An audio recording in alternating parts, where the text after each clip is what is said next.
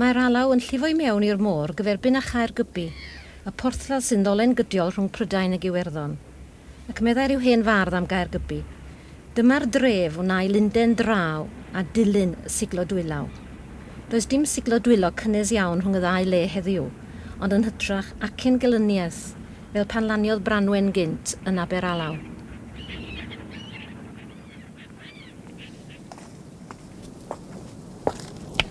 Ond nid sŵn helbylon y byd glwai yn Afon Alaw, ond bwrlwm gobaith. Gobaith bydd stori Branwen a farddoniaeth Sion Brwynog yn aros ar ei glannau. A seiniau'r delyn a chaneuon gwerin fel can dig dywyll y Llanarch y Medd, Lliw Gwyn, Rosyn yr Haf.